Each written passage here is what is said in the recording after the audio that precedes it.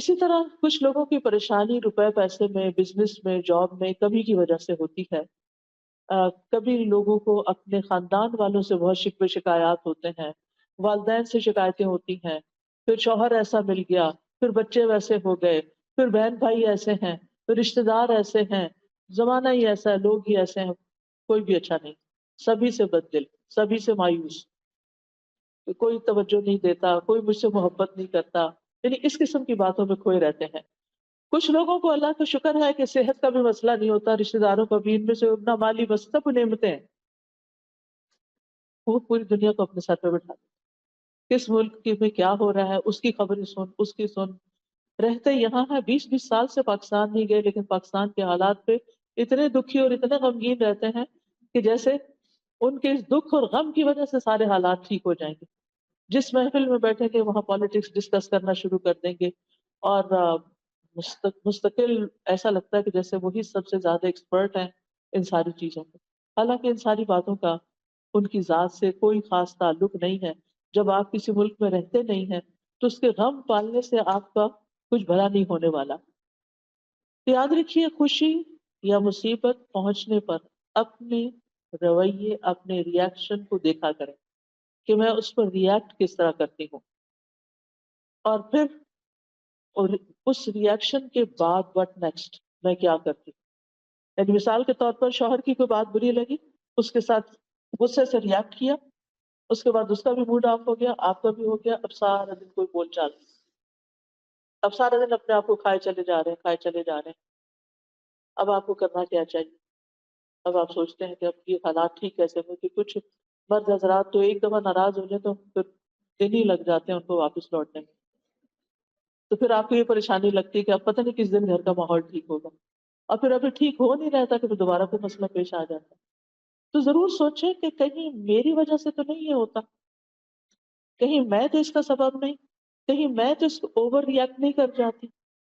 کیونکہ دو چوائسز ہوتی ہیں آپ کے پاس، ایک یہ کہ آپ کسی ایسی سچویشن کو جو آپ پسند نہیں کرتے اس کو اگنور کر جائیں، وہاں سے ہٹ جائیں، وہاں سے نکل جائیں۔ کوئی بات بری لگی ہے تو تھوڑی دیر کے لیے اپنے آپ کو کنٹرول کر لیں، زبان سے کچھ نہیں نکالیں۔ ٹھیک ہے، آپ کے چہرے پہ تو ضرور آئے گا کہ آپ کو اچھا نہیں لگا، لیکن اگر آپ اپنا منہ زپ کر کے باہر نکل جاتے ہیں تو آپ کے لیے آئندہ آسانی ہو جائے گی، تھوڑی دیر کے بعد وہ دھواں چھٹ جائے گا اور حالات نارمل ہو جائیں گے۔ لیکن اگر آپ اس وقت وہاں بول پڑتے ہیں اور اونچی آواز سے بول دیتے ہیں اور نیگیٹولی ریئیکٹ کرتے ہیں تو وقتی طور پر تو آپ کا غصہ جو ہے وہ نکل جائے گا، لیکن اس کا خمیازہ لانگ ٹائم تک بھگتنا پڑے گا۔ اور پھر اگر ایک انسان ریپیٹڈلی ایسی حرکت کرتا ہے تو وہ بدنام بھی ہو جاتا ہے، یہ تو ہے ہی ایسی، اس سے تو یہی توقع رکھنی چاہیے۔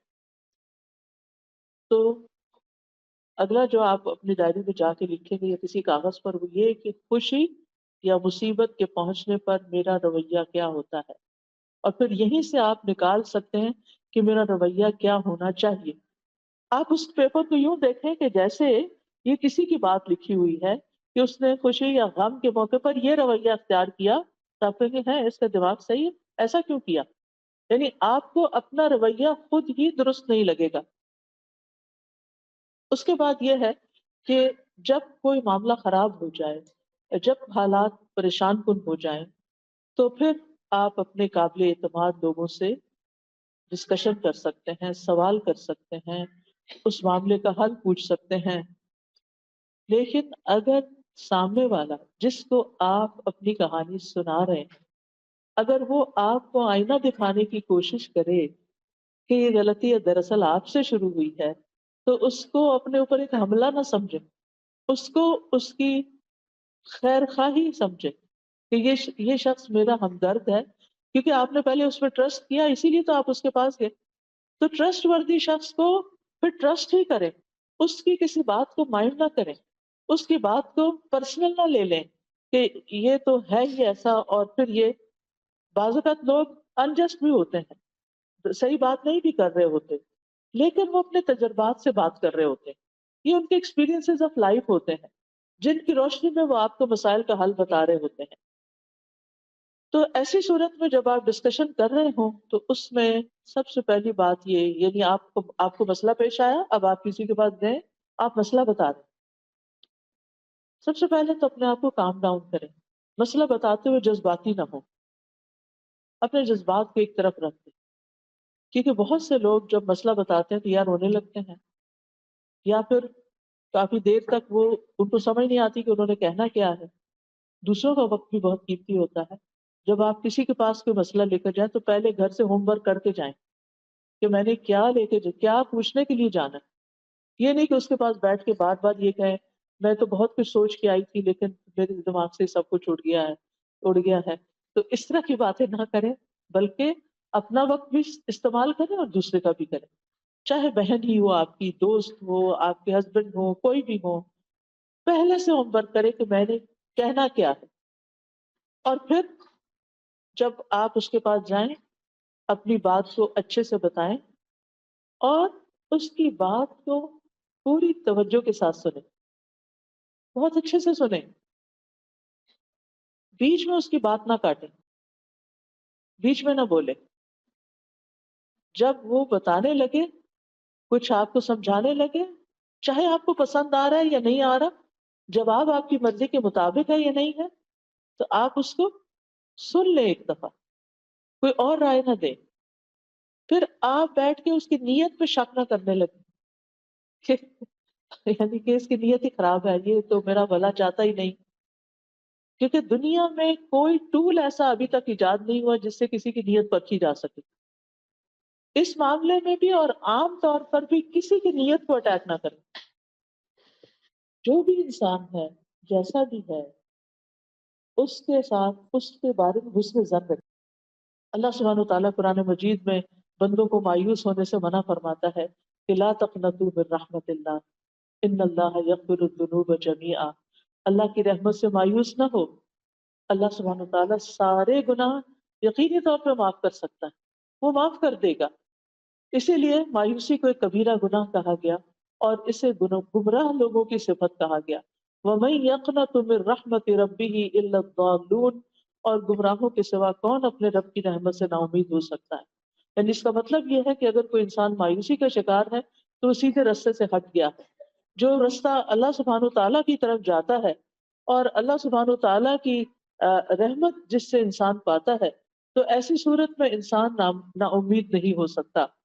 نا امیدی جو ہے یہ اللہ تعالیٰ کی بے ادبی کی ایک قسم ہے، اور اللہ تعالیٰ سے مایوس ہونا اللہ تعالیٰ کی صفات کا بھی انکار ہے، اور اللہ کی رحمت سے نا امید ہونا جو ہے وہ انسان کے اپنے حق میں سب سے زیادہ نقصان دہ ہے۔ پھر ہم دیکھتے ہیں کہ اللہ سبحانہ تعالیٰ اپنے بندوں کو مایوس ہونے سے بچاتا ہے، اور اس کے لیے بارش کی مثال دی جاتی ہے کہ وہی ہے جو بارش برساتا ہے جبکہ لوگ نا امید ہو چکے ہوتے ہیں، اور اپنی رحمت کو پھیلا دیتا ہے، اور وہی مدد کرنے والا ہے اور تمام تعریفوں کے لائق ہے۔ اسی طرح ایک حدیث قدسی میں آتا ہے، نبی صلی اللہ علیہ وسلم نے فرمایا ہمارا رب عز و جل اپنے بندوں کی مایوسی پر ہنستا ہے۔ حالانکہ اگر بچے کو پیچھے لے جائیں، تھوڑا سا پیچھے کی سیٹ پہ لے جائیں، نبی صلی اللہ علیہ وسلم نے فرمایا ہمارا رب عز و جل اپنے بندوں کی مایوسی پر ہنستا ہے حالانکہ حالات کی تبدیلی قریب ہوتی ہے۔ تو ایک صحابی ہیں، انہوں نے عرض کیا اے اللہ کے رسول صلی اللہ علیہ وسلم، کیا رب عز و جل بھی ہنستا ہے، اللہ تعالیٰ بھی ہنستا ہے؟ تو آپ نے فرمایا ہاں۔ تو انہوں نے عرض کیا جو رب ہنستا ہے ہم اس کے ہاں خیر اور بھلائی کو کم نہیں پا سکتے، یعنی پھر وہ تو خوب خیر اور بھلائی کو عام کرنے والا ہے۔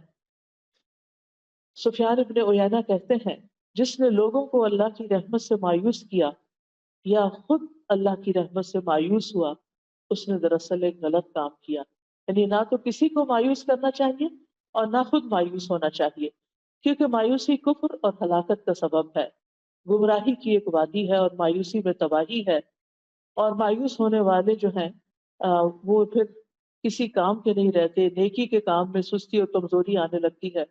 مایوسی سے انسان اللہ کے ذکر سے دور ہو جاتا ہے، اور بعض اوقات گمراہیوں کی طرف اور گناہوں کی طرف چل پڑتا ہے۔ بعض لوگ ڈرنک کرنا شروع کر دیتے ہیں، بعض لوگ نشے کا شکار ہو جاتے ہیں، اور انسان پروڈکٹیو نہیں رہتا، مجبوراً جو دنیا کے کام کرنے پڑتے ہیں، حتیٰ کہ کھانے پینے سے بھی غافل ہو جاتا ہے، اس کو کھانا پینا بھی اچھا نہیں لگتا، اس کے دل سے سکون اڑ جاتا ہے۔ سکینت ختم ہو جاتی ہے، بے قراری اور غم اس کی زندگی پہ چھا جاتا ہے، اس کے دل کے اندر ایک بگاڑ آ جاتا ہے، اور پھر ایسی صورت میں انسان کو چاہیے کہ اپنا سیلف انالیسس کرے تاکہ وہ اس اس کنویں سے باہر نکلے، اس مصیبت سے باہر نکلے۔ ہم سب کے لیے کچھ سوال ہیں، میں سوال کرتی جاؤں گی، آپ اپنا جائزہ لیتے جائیں کہ میں کیوں میں اللہ کی رحمت سے مایوس ہوئی، کب ہوئی، کن کن مواقع پر میں پریشان ہوتی ہوں، وہ کون سی چیز ہے جس کی وجہ سے میرے اندر چڑچڑاپن آ جاتا ہے۔ آپ گھر جا کے ان سوالوں کو لکھ بھی سکتے ہیں، یعنی پہلے تو مرض کو ڈائگنوز کریں کہ وہ کون سی چیز ہے جس کی وجہ سے مجھے بہت غصہ آ جاتا ہے، میں بہت پریشان ہو جاتی ہوں، میں ڈپریشن میں چلی جاتی ہوں، میں مایوسی میں چلی جاتی ہوں۔ دوسرا سوال یہ کہ پھر میں اس سے نکلنے کے لیے کیا کرتی ہوں، یعنی کیا میں اس میں جب گرتی ہوں تو پھر میں گری رہتی ہوں یا میں باہر آنے کی کوشش کرتی ہوں۔ اس وقت میری کیفیت کیا ہوتی ہے، رونا دھونا یا شکوے شکایت کرنا یا ہر وقت اٹھتے بیٹھتے آہوزاری کرنا یا پھر کسی علم والے سے، کسی ڈاکٹر سے، کسی سائیکیٹرسٹ سے، کسی دینی عالم سے رجوع کرنا۔ اب دیکھیے کہ ہم میں سے ہر ایک کی آزمائش فرق ہوتی، لیکن دنیا کا کوئی انسان ایسا نہیں کہ جو آزمایا نہ جائے۔ مثلا ہم چھوٹی چھوٹی چیزوں پر بھی اپنی زندگی میں پریشان ہوتے ہیں۔ مثال کے طور پر آپ جس گھر میں رہتے ہیں وہاں کا شور، بچوں کا شور یا کسی کا اونچا بولنا آپ کو بہت ڈسٹرب کرتا ہے، جس کی وجہ سے آپ سارا دن ڈسٹرب ہی رہتے ہیں۔ پھر اسی طرح کسی کا اصول توڑنا، مثلا آپ اپنے ہسبینڈ کے ساتھ گاڑی میں جا رہے ہیں، وہ اسٹاپ سائن پہ رکتے نہیں، وہ ڈرائیونگ کرتے ہوئے اسپیڈ لمٹ سے آگے چل پڑتے ہیں۔ آ، اس طرح کی چھوٹی چھوٹی باتیں آپ کو، وہیں گاڑی میں بیٹھے بیٹھے آپ پریشان ہو جاتے ہیں، آپ اتنے شوق سے کسی پکنک پہ جا رہے ہیں لیکن وہ جو راستے میں ٹریفک رولز توڑے جا رہے ہیں اور آپ ٹینس بیٹھے ہوئے ہیں کہ ابھی کسی کو آپ نے دیکھ لیا تو اب شامت آئی، اور اب پتہ نہیں کیا ہوتا ہے، کوئی ایکسیڈنٹ ہو، یعنی سارا وقت جو ہے وہ آپ کا ایک ٹینشن میں، ایک پریشانی میں اور ایک خوف میں اور ایک غم میں گزرتا ہے، حتیٰ کہ آپ نہ ریلیکس ہوتے ہیں، نہ کوئی بات کرتے ہیں، نہ ہنس سکتے ہیں، نہ خوش ہو سکتے ہیں۔ سارا وقت آپ کی نظر جو وہ سڑک پر لگی ہوئی ہے کہ اب پتہ نہیں کیا ہوگا اور اب کیا ہوگا۔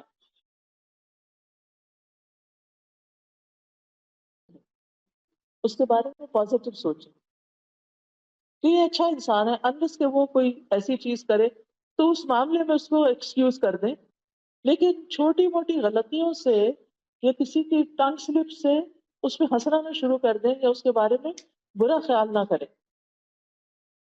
پھر آپ دیکھیے کہ جب آپ گفتگو کریں، اپنا مسئلہ بیان کریں تو اپنی نیت کو بھی ٹٹولیں کہ آپ کیوں مسئلہ بیان کر رہے ہیں، اور پھر یہ کہ آپ واقعی مسئلے کا حل چاہتے ہیں یا صرف کتھارسس چاہتے ہیں کہ آپ کو کوئی مل جائے کہ جس کے سامنے اپنی کہانی سنائے۔ بعض لوگ ایسا بھی کرتے ہیں کہ کسی کے پاس جاتے ہیں، اس کو مسئلہ سناتے رہتے ہیں، سناتے رہتے ہیں، سناتے رہتے ہیں، اور اس سے پوچھنے کی زحمت بھی نہیں کرتے کہ آپ اس بارے میں کیا کرتے ہیں۔ جب ساری کہانی سنا چکتے تو وہ کہتے ہیں بس یہی تھا جو آپ کو بتانا تھا، آپ کو بتانا چاہ رہے تھے، اینڈ دیٹس اٹ، کہانی ختم ہو گئی ہے، اب ہمارا غصہ دور ہو گیا۔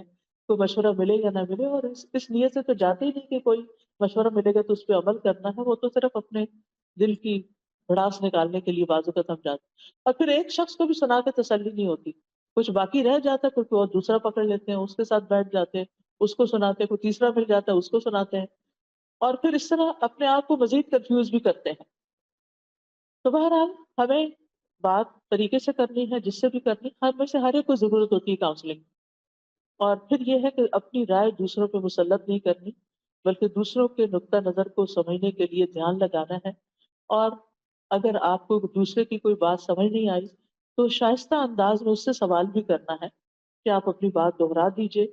اور پھر یہ ہے کہ انسان کو غم، پریشانی، دکھ مایوسی سے نکلنے کے لیے کچھ اور کام بھی کرنے ہیں، جو دوسروں سے صرف باتیں نہیں کرتے رہنا، اپنے آپ سے بھی کچھ بات کرنی. اپنے ایسے مواقع پر اپنے آپ کو ٹائم دیجیے، اپنے آپ سے سوال کیجیے، اپنے آپ کو کچھ سکھائیے. کیسے؟ نمبر ون، اس دنیا کی حقیقت کو سمجھیں. جو لوگ اس دنیا کی حقیقت کو سمجھ جاتے ہیں ان کی پریشانیاں ختم ہو جاتی، کیونکہ وہ اس دنیا کی طرف نہیں دیکھتے بلکہ وہ آگے کی دنیا کو دیکھتے ہیں. وہ یہاں کے غم بھلا دیتے ہیں آخرت کے غموں کے ساتھ، کیونکہ غم کا مقابلہ غم سے کرنا ہے. تو جب ان کو آخرت کی فکر لگ جاتی ہے تو دنیا کی بہت سی فکریں سب سائڈ ہو جاتی ہیں. وہ کہتے ہیں یہ تو کچھ بھی نہیں. جب زمین کے اوپر رہنا مشکل لگتا ہے تو زمین کے اندر جو لوگ پڑے ہوئے ہیں قبرستانوں میں، جب ان کے بارے میں سوچیں گے تو کیا ہوگا؟ زمین کے باہر رہنا، اوپر رہنا پرسکون لگے گا. رات کو اگر نیند نہ آئے اور خیالات ڈسٹرب کریں تو اپنی سوچ کا رخ موڑیں ان لوگوں کی طرف جو قبروں کے اندر ہیں اور ان کو ایک پل کے لیے بھی چین نہیں ہے. تو آپ سوچیں کہ مجھے تو اللہ نے اتنا اچھا کمرہ دیا ہے، اتنا اچھا گھر دیا ہے، اتنا کمفرٹیبل بیڈ دیا ہے، میرے لیے ہیٹنگ اور کولنگ کا انتظام ہے، میرے پاس سب کچھ ہے، میں آخر کس بات پہ پریشان ہو رہی ہوں؟ تو یاد رکھیے، مشکلات اور پریشانیاں زندگی کا حصہ ہیں. کیوں؟ اس لیے کہ اللہ سبحانہ وتعالیٰ نے ہمیں اس دنیا میں ٹیسٹ کرنے کے لیے بھیجا ہے. الذی خلق الموت والحیات لیبلوکم ایکم احسن عملا. وہ جس نے موت اور زندگی کو بنایا تاکہ تمہارا امتحان لے کہ تم میں سے کون اچھے عمل کرتا ہے، کس کے ریاکشنز، کس کے رسپانسز زیادہ اچھے ہیں. یعنی زندگی میں کام کاج کرتے ہوئے کسی بھی چیز، کوئی بھی کام، چاہے آپ ڈرائیونگ کر رہے ہیں، چاہے آپ کوکنگ کر رہے ہیں، چاہے آپ لانڈری کر رہے ہیں، ان ساری چیزوں میں انسان تھکتا ہے. انسان تھکتا ہے کام کرتے ہوئے. کچھ لوگ ہوتے ہیں وہ اظہار نہیں کرتے، ان کا وقت بھی گزر جاتا ہے. اور کچھ لوگ ہوتے ہیں ہر تھوڑی دیر کے بعد کہتے ہیں آج تو بہت تھک گئے، بہت تھک گئی. یعنی جو پاس بیٹھے ہوں گے وہ بیزار ہو جائیں گے سن سن کر آپ کی تھکاوٹ کی بات. نتیجہ کیا ہوتا ہے؟ وہ آپ کے پاس بیٹھنا نہیں چاہیں گے. پھر آپ اور پریشان ہوں گے کہ یہ لوگ مجھے ٹائم نہیں دیتے، مجھے توجہ نہیں دیتے، میری بات نہیں سنتے. اصل میں آپ نے خود ہی بگایا ان کو ایسی باتیں کر کر کے جن کو نہ کر کے بھی گزارا ہو سکتا تھا. قرآن مجید میں اللہ تعالیٰ فرماتے سورۃ البلد میں لقد خلقنا الانسان فی کبد، یقیناً ہم نے انسان کو بڑی مشقت میں پیدا کیا. اس دنیا میں انسان کے لیے ایک کے بعد ایک مشقت ہے. سوچئے، جب ایک انسان پیدا ہوتا ہے، دنیا میں آ رہا ہوتا ہے، ماں کتنی مشقت سے جنم دیتی ہے. اور یہ مشقت صرف ماں کے لیے نہیں ہوتی، اس بچے کے لیے بھی ہوتی ہے جو دنیا میں آنے کے لیے پش کرتا ہے اور باہر کو آتا ہے. کتنی چھوٹی سی جگہ سے نکل کے آتا ہے وہ. آپ میں سے جو لوگ اس پروسیجر سے گزر چکے ہیں، آپ سوچئے کہ وہ دن شاید زندگی کا سب سے مشکل دن تھا جب آپ نے بچے کو جنم دیا تھا. اور اس وقت آپ سوچتے تھے کہ پتہ نہیں میں زندہ بھی رہتی ہوں کہ نہیں. ایسی صورت میں جب ہمارا آغاز ہی مشقت سے ہوا، آمد ہی تکلیف کے ساتھ ہوئی ہے، تو پھر اینٹیسپیٹ کرنا چاہیے کہ آئندہ زندگی میں بھی مشکلات تو ہوں گی. ہمیں اس دن کا درد یاد نہیں، لیکن اگر آپ اپنی مدر سے پوچھیں تو وہ بتائے گی کہ دنیا میں آتے ہی آپ نے رونا شروع کر دیا تھا. کیوں رو رہے تھے بھائی؟ شیطان نے آ کے زور سے تھپڑ مارا. حدیث سے پتا چلتا ہے، میں اپنے پاس سے بات نہیں بتاتی، کہ ابن آدم جب پیدا ہوتا ہے شیطان پہلے سے انتظار میں کھڑا ہوتا ہے. اپنے رشتہ دار تو باہر کھڑے ہوتے ہیں نا، یعنی جب بچے کی پیدائش ہوتی ہے تو باقی تو ماں باپ یا بہن بھائی باہر کھڑے ہوتے ہیں انتظار میں، شیطان اندر پہنچا ہوا ہوتا ہے. اس لیے جو بچیاں بھی بچوں کو جنم دیتی ہیں وہ اس وقت یا تو قرآن کی تلاوت سنتی رہیں یا آیت الکرسی لگائیں یا اللہ کا نام ذکر کریں، خود بھی ذکر کریں اگر ہمت ہے، ورنہ جو آپ کے ساتھ ہیں وہ آپ پر پڑھ کے سنائیں. یا اب تو الحمدللہ اگر کسی کو نہیں بھی پڑھنا آتا تو اپنے سیل فون پہ آپ قرآن مجید کی صورت کوئی بھی لگا دیں، صورت الرحمن لگا دیں، صورت مریم لگا دیں، کوئی بھی صورت لگا دیں، آپ صورت طٰہٰ لگا دیں، آپ اس کو سن سکتے ہیں. سورۃ البقرہ لگا دیں، سورۃ البقرہ لگانے سے شیاطین بھاگتے ہیں. تو بہرحال اس وقت شیطان آ کے بچے کو ٹھونکا لگاتا ہے اور پھر انسان روتا ہے. اور آپ نے دیکھا ہوگا کہ جو بچہ روتا نہیں ہے نا، ڈاکٹر اس کو کیا کرتے ہیں؟ رلاتے ہیں، اس کو تھپکاتے ہیں اور رلاتے ہیں. پھر آپ دیکھیے کہ آپ کو بھوک لگی تھی، آپ کو ماں کے سینے سے لگایا گیا، ماں کو تکلیف ہوتی؟ پہلے بچے کی دفعہ خاص طور پہ اور ہر بچے کی دفعہ جب وہ دودھ پلانا شروع کرتی ہے تو اس کو تکلیف ہوتی، بچے کو مشکل ہوتی. شاید آپ نے دودھ نہیں پلایا، ہوتی ہے نا، کتنی مشکل ہوتی. اس کو سک کرنا نہیں آ رہا ہوتا، وہ منہ میں رکھ کے سو جاتا ہے، اس کو ماں ہر وقت جگاتی ہے اٹھو دودھ پیو. کیونکہ جو بچے نہیں دودھ پیتے اس وقت یا ان کو غذائیت پوری نہیں ملتی تو کیا ہوتا ہے؟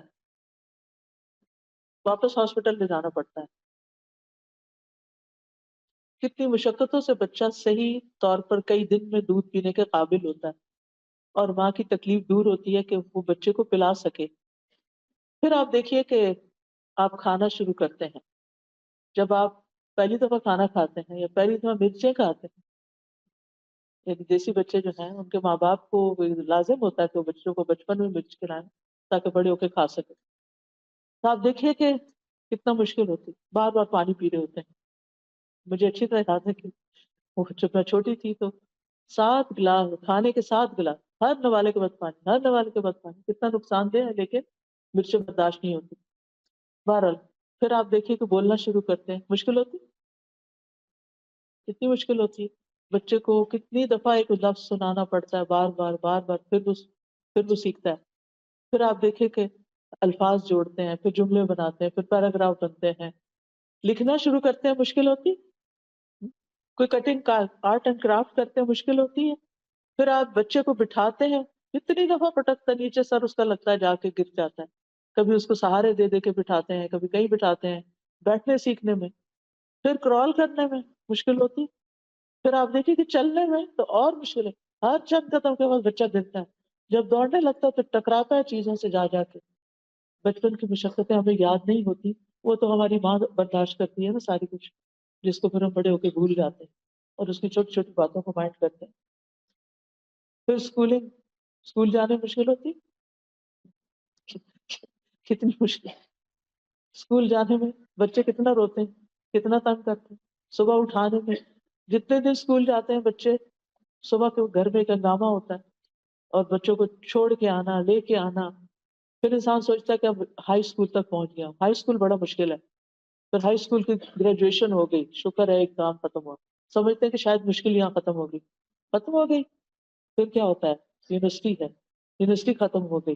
یونیورسٹی کے جتنے بھی سال ہیں مشقتوں میں گزارے، بڑی بڑی کتابیں پڑھتے، اسائنمنٹس کرتے اور پروجیکٹس بناتے. پھر کیا ہوا؟ پھر اب اس کے بعد جاب چاہیے، ڈگری پہ ڈگری لے چکے ہیں، جاب نہیں مل رہی. مشقت پہ مشقت، خدا خدا کر کے جاب ملی. اب شادی کرنا ہے، ایک رشتہ دیکھ رہے ہیں، دوسرا دیکھ رہے ہیں، تیسرا دیکھ رہے ہیں، رشتہ پسند نہیں آ رہا، شادی کو تاخیر ہو رہی. پھر ایک اور مشقت، شادی ہو گئی، اب سب کی نظریں لگی ہوئی ہیں بچہ کب ہوتا ہے. ایک اور مشقت، کس کس کے سوالوں کا جواب دیں، کس کس کا جواب دیں. یعنی ینگ گرلس کے اوپر مجھے رحم آتا ہے کہ جن کو ہر آنٹی پوچھنے کھڑی ہو جاتی ہیں کوئی خوشخبری.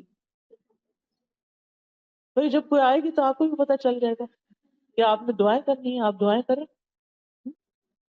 تو اس میں، اور پھر خاص طور پر جن عورتوں کو کمپلیکیشنز ہو جاتی ہیں، ایک سے زیادہ بچہ پیدا نہیں کر سکتی. میری ایک بہت ہی سمجھدار اسٹوڈنٹ تھی اور لکھتی تھی اخباروں میں اور بہت قابل.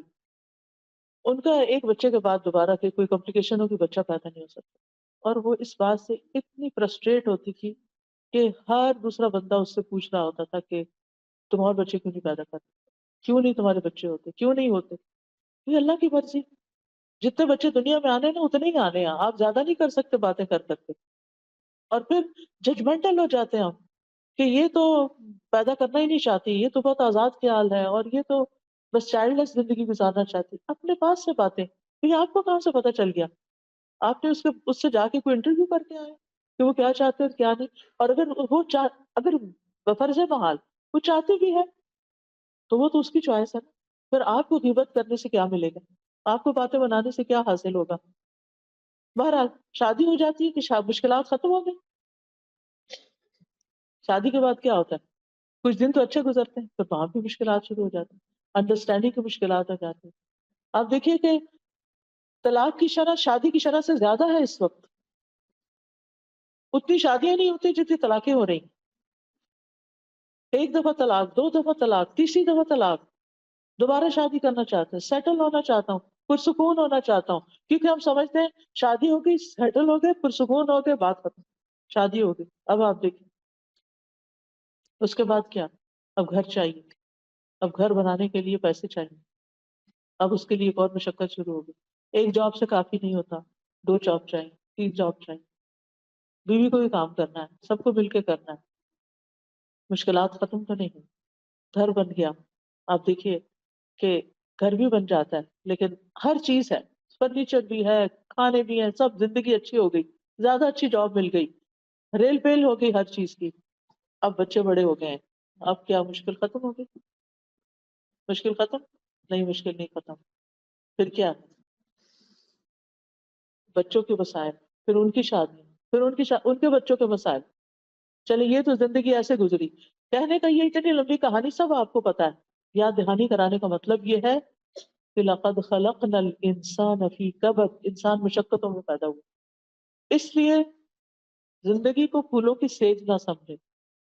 زندگی میں صرف خوشیاں مت تلاش کریں، اپنے آپ کو اسٹرانگ کریں تاکہ آپ مسائل سے نبٹ سکیں، آپ مشکلات کو فیس کر سکیں، آپ ان کا سولوشن سوچ سکیں، آپ خود بھی کھڑے ہو سکیں، دوسروں کو بھی کھڑا کر سکیں، اپنے غم بھی دور کر سکیں اور دوسروں کے بھی کام آ سکیں. کیونکہ